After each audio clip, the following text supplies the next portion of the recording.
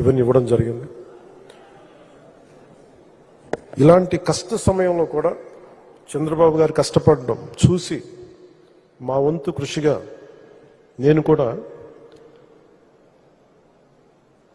6 కోట్ల రూపాయలని 2 రాష్ట్రాలకి ఇవ్వడం జరిగింది. అంటే మాట్లాడితే ₹1 అనౌన్స్ చేసి ఈ రోజుకి ₹1 ఎక్కడుందో తెలియదు. మనం మాటలు చెప్పలేదు, నిలబడ్డాం. అలాగే మేము ఒక క్యాంపెయిన్ స్టార్ట్ చేసాం.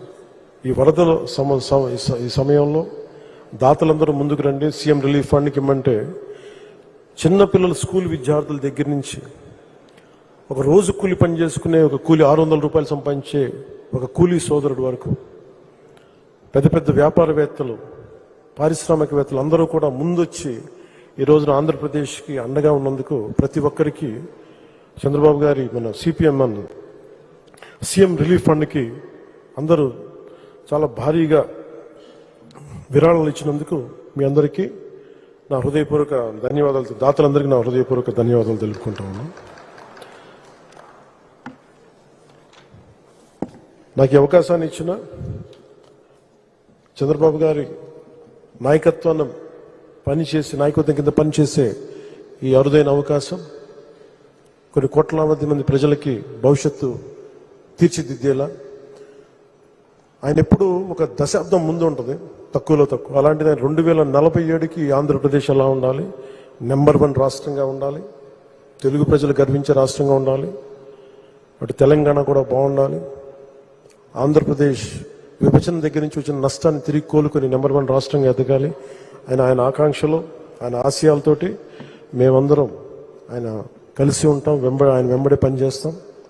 ముఖ్యంగా ప్రధానమంత్రి శ్రీ నరేంద్ర మోదీ గారికి ఈ కూటమిని ముందుండి ఇంత అద్భుతమైన విజయం సాధించిన తర్వాత ఆంధ్రప్రదేశ్ ప్రజలకి అండగా ఉన్నందుకు ప్రత్యేకించి నరేంద్ర మోదీ గారికి నా ప్రత్యేక ధన్యవాదాలు వారి చేతులెత్తి నేను నమస్కరిస్తున్నాను.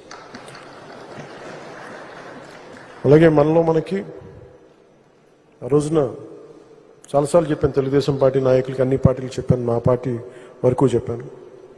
మన ఎవరు వేరు కాదు, విభిన్నమైన పార్టీల నుంచి ఉండొచ్చు, కానీ మనందరిది ఒకటే ఆశయం, రాష్ట్రం చాలా అద్భుతంగా ఉండాలి, చంద్రబాబు గారి నాయకత్వంలో బలమైన అభివృద్ధి సాధించాలి. మనకి ఒక తల్లికి పుట్టిన 2 పిల్లలే ఒకలా ఉండరు. అలాంటిది 3 విభిన్నమైన పార్టీలు, కానీ ఆత్మ ఒకటే. So Bharatiya Janata party, Telugu Desam party, Janasena 3 వేరుగా కనిపించచ్చేమో కానీ వాళ్ళ గుండె లోపల మోగేది ఒకటే గుండె చప్పుడు.